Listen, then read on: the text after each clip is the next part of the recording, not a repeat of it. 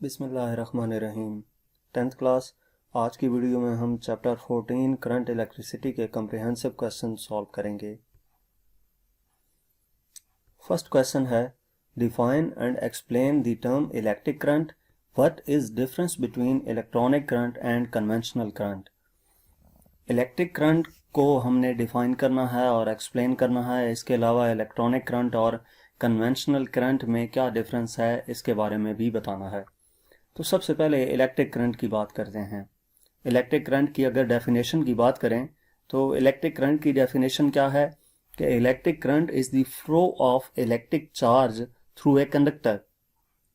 यानी कि किसी भी कंडक्टर में से जो इलेक्ट्रिक चार्ज फ्लो कर रहा है उसको हम इलेक्ट्रिक करंट का नाम देते हैं। इसको हम यूं भी डिफाइन कर सकते हैं कि rate at which charge flows past a given point in a circuit. यानी कि किसी भी सर्किट में एक फिक्स पॉइंट से कितना चार्ज फ्लो कर रहा है इसको हम इलेक्ट्रिक करंट का नाम देते हैं। आप अगर सर्किट डायग्राम की बात करें तो सर्किट डायग्राम में किसी एक फिक्स पॉइंट को कंसिडर करें और उस फिक्स पॉइंट से कितना चार्ज फ्लो कर रहा है उसको हम इलेक्ट्रिक करंट का नाम देते हैं। अब इलेक्ट्रिक करंट का फार्मूला हमारे पास होता है I = Q/T के सर्किट में एक स्पेसिफिक पॉइंट पे एक स्पेसिफिक टाइम में कितना चार्ज फ्लो कर रहा है उसको करंट का नाम दिया जाता है। अगर यूनिट की बात करें तो ऐसा यूनिट जो है इलेक्ट्रिक करंट का एम्पेयर है। आपने जो 7 बेस यूनिट्स पढ़े थे उनमें करंट का यूनिट एम्पेयर था, तो वहां से भी आपने याद रखना है कि ऐसा यूनिट जो है इलेक्ट्रिक करंट का वो एम्पेयर है। अब इसको थोड़ा सा एक्सप्लेन कर लेते हैं। इलेक्ट्रिक करंट कब एग्जिस्ट कर रहा होता है? जब चार्ज पार्टिकल्स जैसा कि इलेक्ट्रॉन्स या आयंस हैं वो मूव करते हैं किसी भी मीडियम में जैसा कि वायर है, तो उस केस में इलेक्ट्रिक करंट एग्जिस्ट कर रहा होता है। यानी कि किसी वायर में जब इलेक्ट्रॉन्स या आयंस मूव करते हैं तो उसको हम इलेक्ट्रिक करंट का नाम देते हैं। ज्यादातर केसेस में जैसा कि मेटालिक कंडक्टर्स होते हैं, करंट जो कैरी कर रहे होते हैं वो इलेक्ट्रॉन्स होते हैं। यानी कि करंट जो फ्लो कर रहा होता है वायर्स में वो मूविंग इलेक्ट्रॉन्स की वजह से होता है और इलेक्ट्रॉन के ऊपर आपको मालूम है कि नेगेटिव चार्ज होता है। इसका मतलब ये है जो करंट फ्लो करता है वो नेगेटिव चार्ज की वजह से फ्लो करता है। और इन इलेक्ट्रोलाइट्स और plasmas positive ions can also contribute to the current. इसके अलावा इलेक्ट्रोलाइट्स में या प्लाज्मास में पॉजिटिव आयंस जो हैं वो कंट्रीब्यूट करते हैं करंट के लिए। यानी कि इलेक्ट्रोलाइट्स या प्लाज्मास में करंट इलेक्ट्रॉन्स की वजह से नहीं होता बल्कि पॉजिटिव आयंस की वजह से होता है। इसके बाद क्या कहा गया था कि हमने डिफरेंस बताना है इलेक्ट्रॉनिक और कन्वेंशनल करंट में। तो आपने मिनिमम 3 डिफरेंस मस्ट लिखने हैं। यहां पर आपको मैंने 5 डिफरेंस बताए हुए हैं। सबसे पहले डेफिनेशन की बात करते हैं। इलेक्ट्रॉनिक करंट क्या है? फ्लो ऑफ इलेक्ट्रॉन्स, यानी कि नेगेटिवली चार्ज पार्टिकल की वजह से जो करंट फ्लो करेगा उसको इलेक्ट्रॉनिक करंट का नाम देंगे। और जो कन्वेंशनल करंट है वो फ्लो ऑफ पॉजिटिव चार्जेस है। डायरेक्शन ऑफ फ्लो, जो इलेक्ट्रॉनिक करंट है वो बैटरी के नेगेटिव टर्मिनल से पॉजिटिव टर्मिनल की तरफ फ्लो करता है, जबकि कन्वेंशनल करंट जो है वो बैटरी के पॉजिटिव टर्मिनल से नेगेटिव टर्मिनल की तरफ फ्लो करता है।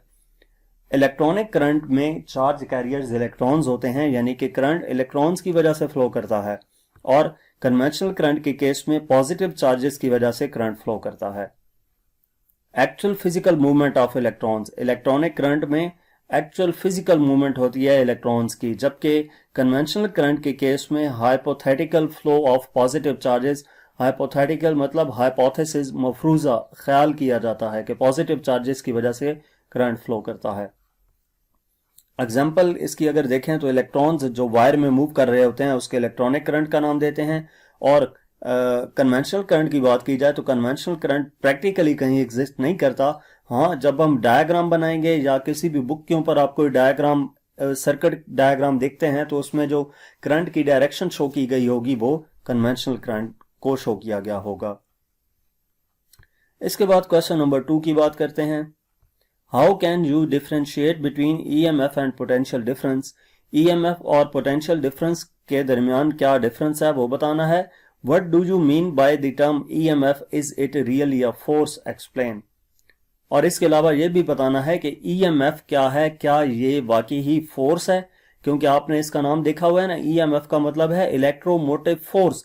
तो क्वेश्चन में ये पूछा गया है कि ईएमएफ कोई फोर्स है या नहीं, इसको भी एक्सप्लेन करना है। तो पहले हम देख लेते हैं ईएमएफ और पोटेंशियल डिफरेंस के दरमियान क्या डिफरेंस है। ईएमएफ यानी कि इलेक्ट्रोमोटिव फोर्स है, तो पहले इसकी डेफिनेशन की बात करते हैं। ईएमएफ की डेफिनेशन क्या है? Energy supplied by a source to move a unit charge through a circuit, कि किसी भी सर्किट में से जो चार्ज मूव कर रहा है और उस चार्ज को मूव करने के लिए जो एनर्जी सप्लाई की गई है जिस सोर्स की मदद से, उस सोर्स को हम ईएमएफ का नाम देते हैं। क्या कहा कि सर्किट में जो चार्ज मूव करेगा, चार्ज फ्लो करेगा, उस चार्ज को फ्लो करने के लिए जो एनर्जी प्रोवाइड की गई है वो एक सोर्स की मदद से प्रोवाइड की गई है, उस सोर्स को ईएमएफ का नाम दिया जाता है। और पोटेंशियल डिफरेंस क्या है? Work done to move a unit charge between 2 points in a circuit,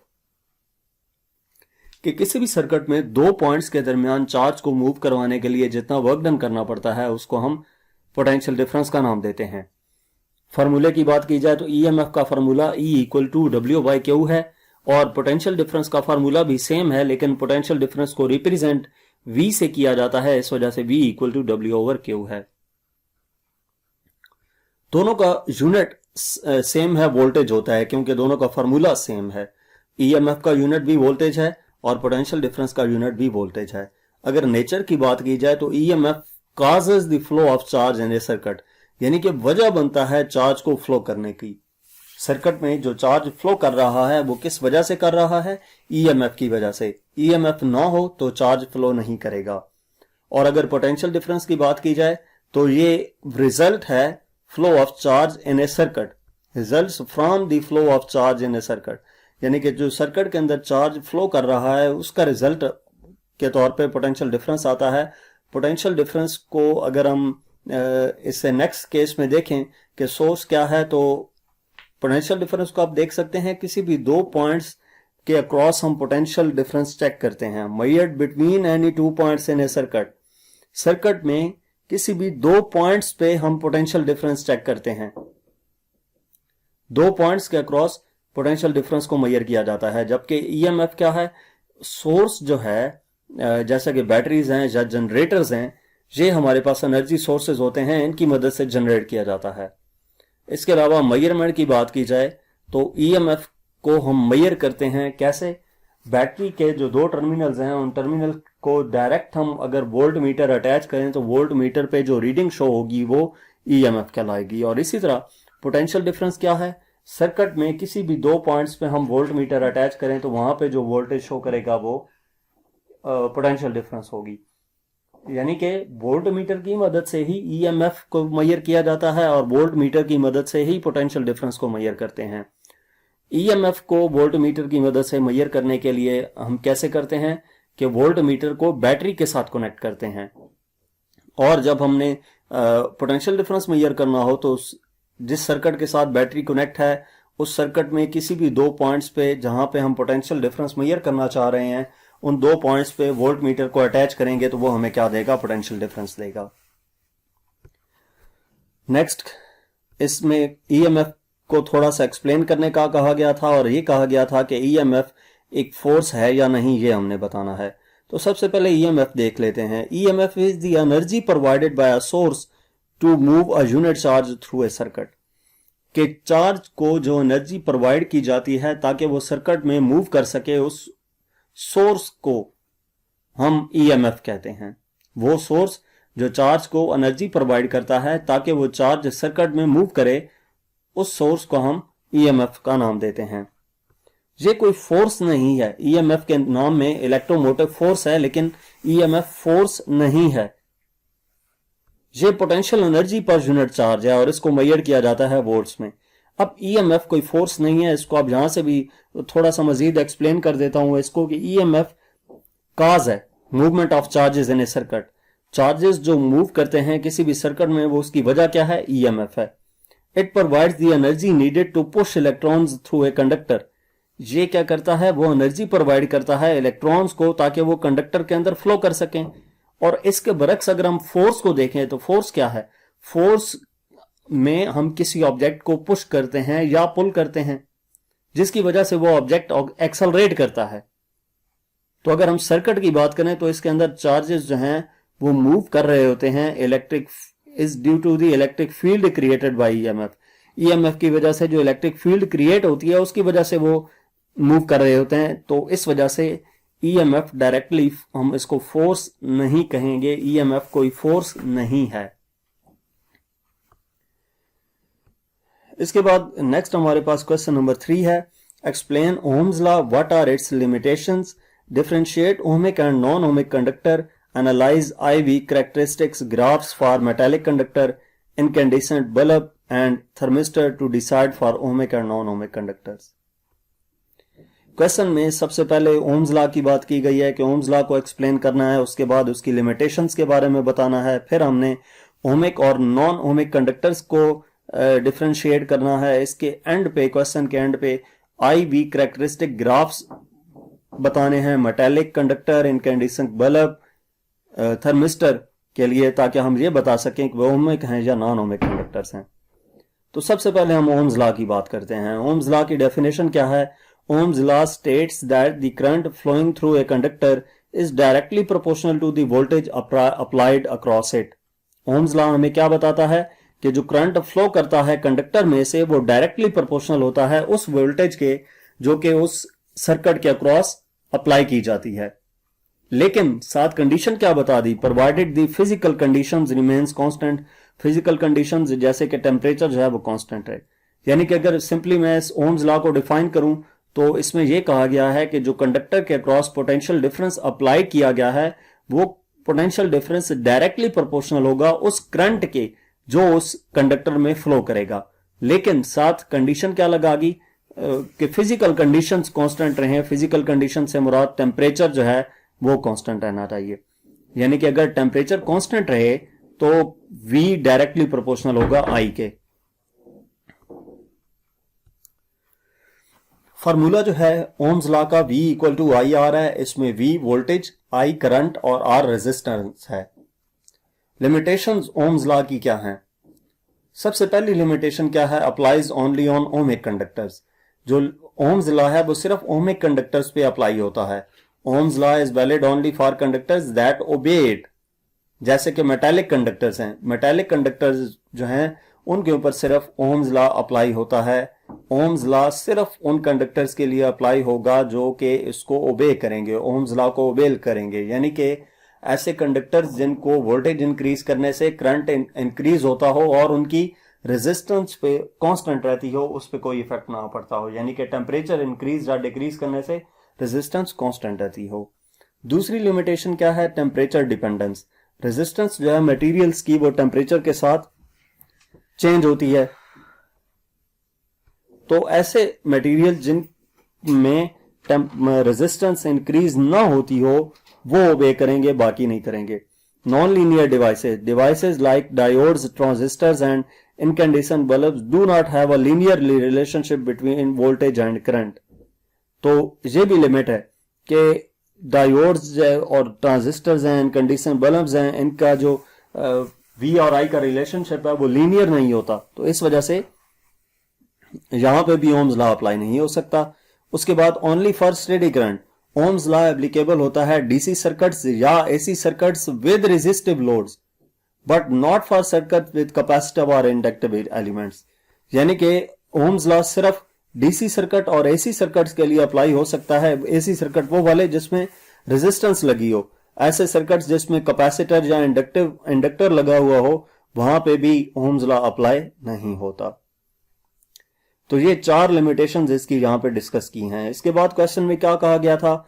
IV characteristics of graphs. लेकिन उससे पहले ओमिक और नॉन ओमिक कंडक्टर के दरमियान डिफरेंशिएट करना है। तो इसको हम टैबुलर फॉर्म में डिफरेंशिएट करते हैं, कॉलम्स बना के। एक तरफ ओमिक कंडक्टर्स लिखा और दूसरी तरफ नॉन ओमिक कंडक्टर। सबसे पहले डेफिनेशन की बात की जाए तो कंडक्टर्स जो हैं वो ओम्स लॉ को ओबे करते हैं, यानी कि करंट इंक्रीज करने से वोल्टेज इंक्रीज होती है और रेजिस्टेंस कांस्टेंट रहती है, जबकि नॉन ओमिक कंडक्टर्स जो हैं वो ओम्स लॉ को ओबे नहीं करते। रेजिस्टेंस की बात की जाए तो constant resistance at A given temperature given temperature पे जो रेजिस्टेंस होती है वो कांस्टेंट रहती है ओमिक कंडक्टर्स में, जबकि नॉन ओमिक कंडक्टर्स में रेजिस्टेंस वैरी करती है वोल्टेज या करंट इंक्रीज करने से। आईवी ग्राफ की बात की जाए तो ओमिक कंडक्टर्स के लिए जो ग्राफ होता है वो स्ट्रेट लाइन होती है जो कि ओरिजिन से पास करती है, और नॉन ओमिक कंडक्टर से की निस्बत में जो ग्राफ होता है वो नॉन लीनियर कर्व होता है, यानी कि स्ट्रेट लाइन नहीं होती। इसके बाद ओमिक कंडक्टर्स की एग्जांपल्स की बात की जाए तो मेटालिक कंडक्टर्स जैसे कि कॉपर या एल्यूमिनियम है, ये एग्जांपल्स हैं ओमिक कंडक्टर की। और नॉन ओमिक कंडक्टर की एग्जांपल्स क्या हैं? डायोड्स, ट्रांजिस्टर्स, इनकैंडेसेंट बल्ब्स और थर्मिस्टर्स, क्योंकि इन केसेस में जो हमारे पास आईवी ग्राफ है वो स्ट्रेट लाइन नहीं आती, इस वजह से नॉन ओमिक कंडक्टर्स की examples diode, transistors, incandescent bulbs और थर्मिस्टर्स हैं।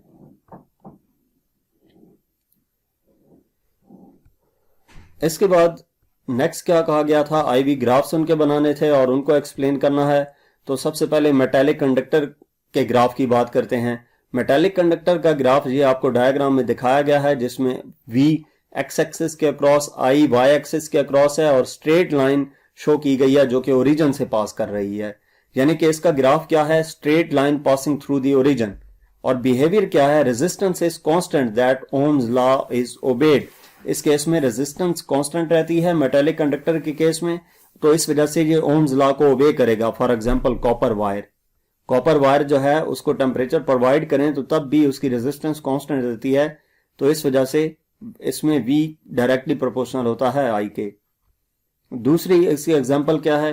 आईवी कैरेक्टरिस्टिक्स जिसका पूछा गया था, इनकैंडेसेंट बल्ब था, ये नॉन ओमिक कंडक्टर है। इसकी रीजन क्या है? इसका जो आईवी ग्राफ है वो भी आपको शो किया गया है, जिसमें curve that starts steep and flattens as voltage increases. यानी कि इनिशियली वो क्या कर रहा है? स्टीपर है, और फिर वोल्टेज जो इंक्रीज होती है तो वो क्या कर रहा है? फ्लैट होता जाता है। इसका बिहेवियर क्या है? रेजिस्टेंस इसकी इंक्रीज करती है टेम्परेचर के साथ, यानी कि टेम्परेचर जूं ज्यादा होगा तो इसकी रेजिस्टेंस भी ज्यादा होती जाएगी। इस वजह से ये ओम्स लॉ को ओबे नहीं करता, क्योंकि ओम्स लॉ के केस में टेम्परेचर कांस्टेंट रहना चाहिए।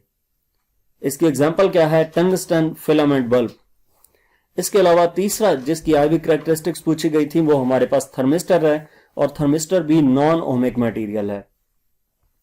इसकी जो ग्राफ है वो नॉन लीनियर कर्व होता है, रेजिस्टेंस डिक्रीज करती है टेम्परेचर इंक्रीज करने से। इसको नेगेटिव टेम्परेचर कोएफिशिएंट भी कहते हैं। इसका बिहेवियर क्या है? रेजिस्टेंस चेंज करती है टेम्परेचर के साथ साथ, इस वजह से जो ओम्स लॉ को ओबे नहीं करता। और इसकी एग्जांपल क्या है? NTC, negative temperature coefficient thermistor. दो किस्म के थर्मिस्टर होते हैं बेसिकली, एक NTC और एक PTC। NTC negative temperature coefficient और PTC पॉजिटिव टेम्परेचर कोएफिशिएंट होता है। नेक्स्ट हमारे पास क्वेश्चन नंबर 4 है, define resistance and its unit. What is cause of resistance? On what factors the resistance of a metallic conductor depends? Resistance को define करना है, resistance का unit क्या है, रेजिस्टेंस का काज क्या है, और किन फैक्टर्स पे रेजिस्टेंस डिपेंड कर रही होती है उसके बारे में डिटेल से बताना है। तो सबसे पहले रेजिस्टेंस की डेफिनेशन की बात करते हैं। रेजिस्टेंस क्या है? Resistance is the property of a material that opposes the flow of electric current. यानी कि इलेक्ट्रिक करंट को जो रोकने की वजह बनती है, जो मटेरियल, उस मटेरियल की वो प्रॉपर्टी जिसकी वजह से इलेक्ट्रिक करंट रुकता है, उसको हम रेजिस्टेंस का नाम देते हैं। इसका मतलब क्या है कि कोई भी कंडक्टर इलेक्ट्रॉन्स को कितना रोक रहा है उसको मेजर करने को हम रेजिस्टेंस कहते हैं। यानी कि कंडक्टर फ्लो ऑफ करंट को अपोज कर रहा है, उसको रेजिस्टेंस का नाम दिया जाता है। फार्मूला जो है रेजिस्टेंस का ओम्स लॉ के मुताबिक V equal to I R होता है। उसमें R रेजिस्टेंस है तो R इक्वल आ जाएगा V ओवर I के। ठीक है।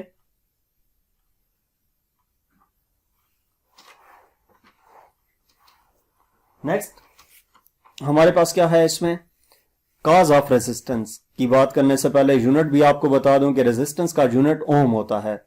ऐसा यूनिट ऑफ रेजिस्टेंस इज ओम, और 1 ओम इक्वल होता है वोल्ट पर एम्पेयर के। यहां से भी आप देख सकते हैं 1 ohm equal to 1 volt divided by 1 ampere, तो इस वजह से ओम इक्वल टू वोल्ट पर एम्पेयर। इसके बाद काज ऑफ रेजिस्टेंस की बात करते हैं। काज क्या है? Resistance arises due to the collision between moving electrons and the atoms और आयंस इन द कंडक्टर। कि रेजिस्टेंस क्यों होती है किसी भी सर्किट में, किसी भी कंडक्टर में? बेसिकली जो कंडक्टर में इलेक्ट्रॉन्स मूव करेंगे और इसके साथ साथ एटम्स या आयंस होते हैं कंडक्टर में, तो इनके आपस में कोलिजन की वजह से रेजिस्टेंस मौजूद होती है। ये जो कोलिजन होती है, ये कोलिजन्स जो हैं कन्वर्ट करती हैं कुछ हिस्सा इलेक्ट्रिकल एनर्जी को हीट में, जिसकी वजह से इलेक्ट्रॉन्स के फ्लो में रुकावट बनती हैं। यानी कि बेसिकली क्या है, जब इलेक्ट्रॉन्स मूव करेंगे तो उस कंडक्टर में जो एटम्स या आयंस हैं उनसे टकराएंगे, जिनकी वजह से कोलिजन होगी।